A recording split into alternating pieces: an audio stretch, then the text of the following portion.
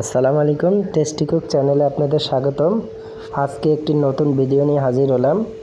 ভিডিওটি দেখতে থাকুন কি কি প্রসেসে করলাম রান্না। আজকে মাছ দিয়ে আলু দিয়ে ভুনা। মাছটির নাম আপনারা বলবেন কমেন্টে, এবং লাইক, শেয়ার, কমেন্ট, সাবস্ক্রাইব করবেন, ফলো করবেন। প্লিজ প্লিজ প্লিজ সকলে ভালো থাকেন, আমরাও সুস্থ আছি, আপনারাও সুস্থ থাকুন। আসসালামু আলাইকুম।